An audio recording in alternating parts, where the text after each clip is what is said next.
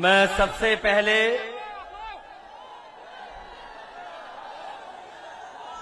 घोसी विधानसभा के हमारे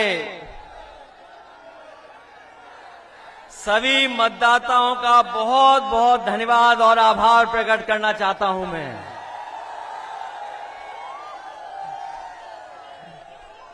मैं देख रहा हूं जितना बड़ा मैदान हमें दिखाई दे रहा है, उससे ज्यादा हमें लोग चारों तरफ दिखाई दे रहे हैं।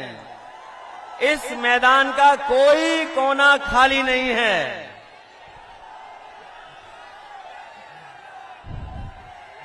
घोसी विधानसभा के मतदाताओं ने मन बना लिया है। जो पलायन करने वाले हैं, जिन्होंने पलायन किया है और लोकतंत्र में जो वोट का विश्वास तोड़ा है, इस बार घोसी विधानसभा की जनता उन्हें सबक सिखाने जा रही है।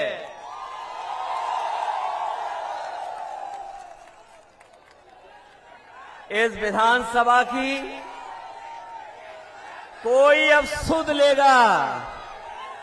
इस विधानसभा की सुध लेने वाला अगर कोई है तो वो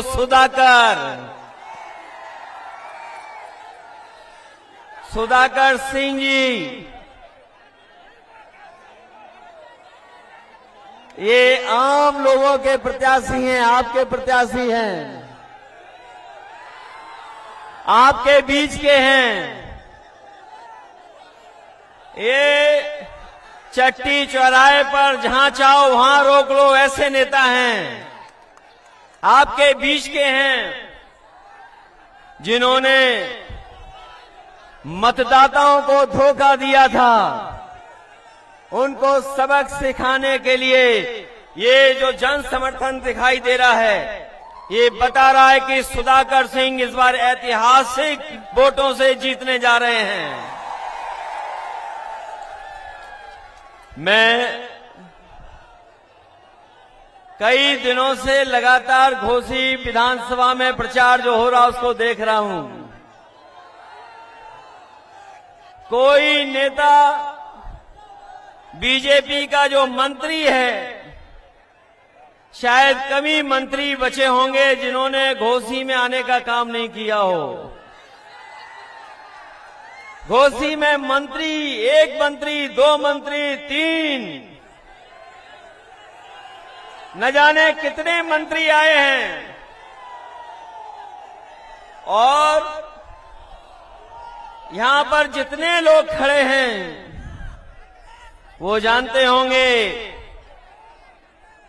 कि एक मंत्री एक किसान के हाथ को पकड़ करके खेतों में घूम रहे थे। मंत्री जी से ने पूछा कि यहां पर कौन जीतने वाला है? पहले तो ज्यादा वोटों से इस बार जिताओगे, पहले हजारों से जीते थे, इस बार उससे ज्यादा जीतेंगे। जो मंत्री किसान का हाथ पकड़े जा रहे थे, उन्हें लगा कि किसान उनके धोखे में आ जाएगा, उनके जुमलों में फंस जाएगा।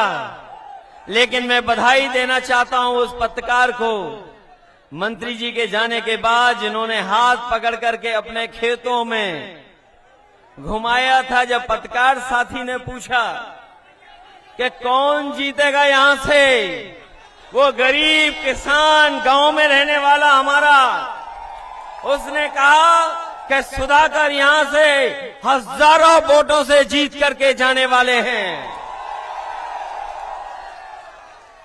ये मंत्री अपनी उपलब्धि नहीं बता रहे।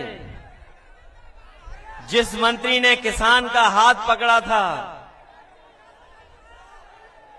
तमाम मंत्री आ रहे हैं धोखा देने, अपनी उपलब्धियां नहीं बता रहे यहां आकर के। वो किसान जो अपनी पैदावार की चिंता में डूबा है, उसकी फसल की कीमत कैसे मिले। ये मंत्री जो घूम रहे सरकार के, वो ये नहीं बता पाए कि डीजल सस्ता मिलना चाहिए किसान को, खाद कीटनाशक दवाई, और जब हमारे किसान की पैदावार तैयार हो जाए तो ये बीजेपी के लोग बताना भूल गए कि लाल किले से लेकर के मंचों तक कहा था कि हमारे किसान की पैदावार जो होगी उसकी आय हम दोगुनी कर देंगे। यहां हमें दिखाई दे रहे हैं या किसान, बताओ ये डबल इंजन की सरकार वालों ने किसी किसान की आय दोगुनी की हो तो बताइए। ये लोग कह रहे डबल इंजन से कुछ नहीं होता, इंजन का ड्राइवर अच्छा होना चाहिए। हमें वो ड्राइवर नहीं चाहिए इंजन का जो इंजन छोड़ करके ड्राइवर भाग गया हो। हमने अपने बीच का नेता चाहिए, हमें अपने बीच का नेता। ये लोग जो दूर दूर से घोसी में चल करके आए हैं, उनकी भाषा आपने सुनी होगी विरोधियों की। विरोधी न जाने क्या क्या कहने लगे हैं। जो विरोधियों की भाषा बदली है वो इसीलिए बदली है कि यहां का किसान, यहां का गरीब, यहां का नौजवान सब जाति धर्म तोड़ करके साइकिल के साथ और समाजवादी पार्टी के प्रत्याशी सुधाकर सिंह के साथ खड़े दिखाई दे रहे हैं।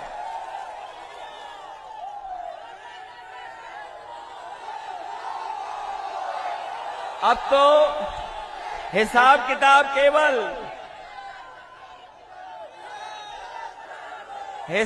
किताब